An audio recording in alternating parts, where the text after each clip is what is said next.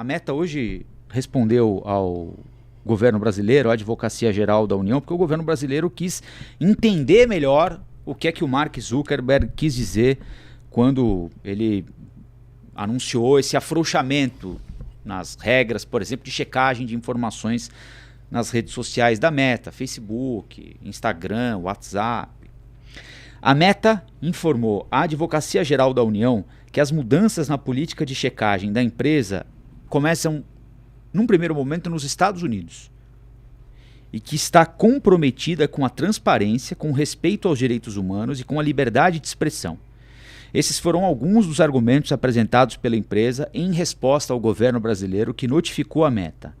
A Advocacia Geral da União questionou a empresa, que controla, como eu disse, o Facebook, o Instagram e o WhatsApp, sobre como ela vai garantir o cumprimento legal da obrigação de combater o racismo, homofobia, crimes cometidos nas suas diversas plataformas, após anunciar o encerramento do programa de verificação de fatos. As mudanças na política da empresa também trouxeram alterações sobre condutas de ódio.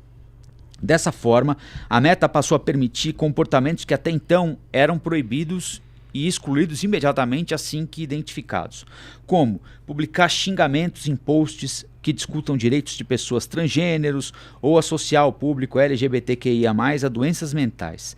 As respostas às perguntas foram enviadas à AGU nesta segunda-feira. Em linhas gerais, segundo o portal G1, a Meta diz que a decisão de encerrar o programa de verificação de fatos neste momento é uma decisão aplicada nos Estados Unidos, que a empresa vai testar também lá nos Estados Unidos um sistema de notas da comunidade, como acontece hoje em dia no X, o antigo Twitter. Então, alguém se depara com uma informação falsa, com uma fake news, com uma informação imprecisa, vai até aquela postagem e adiciona uma nota, fica como se fosse um pequeno lembrete no pé daquela nota, dizendo, olha, a comunidade que frequenta esta rede adverte que essa situação não ocorreu, ou que isso é fruto de trabalho da inteligência artificial. Isso tem sido relativamente frequente, né?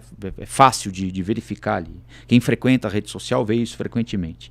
Que a Meta está comprometida em respeitar os direitos humanos e com a liberdade de expressão, direito humano fundamental que permite o exercício de muitos outros direitos, que continua a priorizar a segurança e privacidade de usuários e leva a sério seu papel de eliminar abusos, que a política de conduta de ódio, embora tenha sido alterada, continua a definir características protegidas que atualmente incluem raça, etnia, nacionalidade, deficiência, religião, casta, orientação sexual, sexo, identidade de gênero e doença grave, que vai continuar removendo do ar conteúdo que incite violência ou com ameaça plausível à segurança pública ou pessoal, que também vai seguir removendo publicação com desinformação se esses posts gerarem risco de lesão corporal ou possam interferir diretamente no funcionamento de processos políticos como eleição ou censo, que as mudanças em teste querem diminuir o exagero na aplicação das políticas, para que sistemas automatizados foquem em violações de alta gravidade como terrorismo, exploração sexual infantil, drogas, fraudes e golpes. E, por fim, que a Meta está comprometida a informar e ser transparente com a comunidade sobre quaisquer futuras mudanças relevantes que possam acontecer. Ou seja, para o governo brasileiro, um gatinho. Mas lá nos Estados Unidos, um leão. Não, então, se for verdade tudo isso, né? Não, nós não vamos manter. Agências de checagem aqui no Brasil, por exemplo, segue existindo, pelo que eu entendi da nota da Meta. Assim, se é tudo isso verdade, por que não foi feito e não anunciado? Porque, veja bem, se uma empresa muda alguma coisa, estamos fazendo de um jeito e agora nós decidimos fazer de outro jeito, é porque o jeito que estava sendo feito não funciona. Você concorda comigo? Porque senão não ia mudar. Sim. E na maioria das vezes, quando uma empresa enfrenta um problema que precisa ser mudado, ela não levanta o dedo e diz assim, nós estávamos fazendo errado e agora nós vamos fazer o certo. Ela altera internamente e faz com que as coisas funcionem.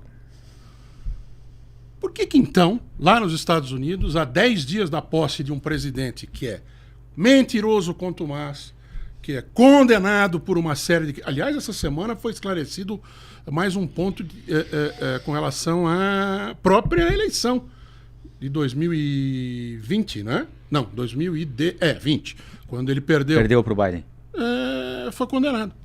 Também foi condenado por mentir naquela questão lá com aquela, como eu direi, atriz de produtos adultos, né? Então, assim, não mintam mais. Até nisso os caras mentem, porque se fosse só um ajuste, se faria e ponto final. A gente mal ficaria sabendo. Mas não. Fazem um anúncio para agradar o presidente dos Estados Unidos e muito provavelmente para fazer, provavelmente, porque a gente não viu se vai funcionar, para fazer funcionar do jeito que o presidente dos Estados Unidos quer. Tem duas coisas aqui. Para além do posicionamento pessoal, o entendimento muito particular de Donald Trump do que é verdade e do que é mentira, para ficar por aqui, você tem a lei que dos Estados Unidos é absolutamente diferente da do Brasil, que é diferente de boa parte dos países europeus, que é diferente daqui, que é diferente dali, que é a liberdade de expressão versus outros direitos. Aqui nós temos os nossos direitos protegidos em pé de igualdade com a liberdade de expressão para uma série de coisas. Eu não posso dizer que você roubou um banco. Rafael, olha, o Rafael roubou um banco. Isso é uma calúnia, eu estou impingindo a você um crime que você não cometeu. Sim. Então eu posso falar? Posso. Mas depois você pode abrir um processo contra mim. Né? Nos Estados Unidos, não. Você pode falar uma quantidade de... Você pode levantar uma possibilidade muito maior de dúvidas antes que a certeza apareça. É o jeito que eles vêm lá.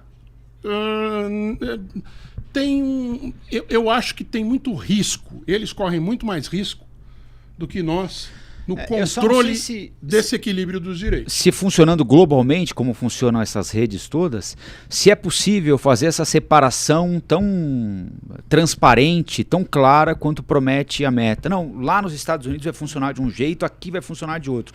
E quando você tem a cabeça de rede, digamos assim, a sede da empresa funcionando a partir de determinados conceitos esses que vão ser soprados com plenos pulmões ou a plenos pulmões pelo presidente do país mais poderoso do mundo, eu não sei se é possível conter essa onda com muita gente aqui dentro querendo que as regras de lá sejam aplicadas aqui também. Ou que nenhuma regra seja aplicada. Exatamente, que é basicamente nenhuma regra. Cada um por si, Deus contra todos. Né? Eu não sei se é possível estabelecer essa fronteira tão clara assim. Não, lá funciona assim, aqui vai funcionar de outro jeito, quando você vai ter um presidente que, enfim, que quer a coisa funcionando do jeito dele e tanto consegue que ele dobrou o Zuckerberg em meia hora. Né? Mas tem uma outra coisa também, Rafael, que eu acho que aquela coisa do exemplo arrasta e o exemplo impede também. Né? A questão de segurança pública, por exemplo, a gente está vivendo aqui no Brasil nos últimos anos, em algumas cidades em especial, em alguns estados em particular, mas no Brasil como um todo, uma epidemia de violência policial. Epidemia não, porque ela sempre existiu, mas é um momento meio que vírus lá no... Sim. Vírus no litoral agora no verão. Mais do que a gente sempre vê. Por quê? Porque há governadores de estado, e houve durante muito tempo, poder federal dizendo assim, atira. A polícia tem que trabalhar o mais restrita possível nesse aspecto para que o policial saiba que se ele utilizar força letal para além do que é determinado, ele vai pagar por aquilo. Então ele não vai ter dedo mole.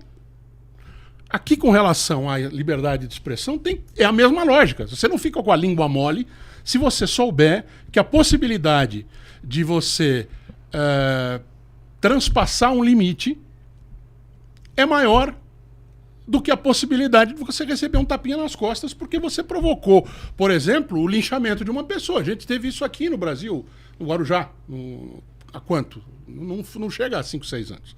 Uma mulher lá que teria sido acusada, a comunidade estava falando que tinha uma mulher que estava roubando crianças.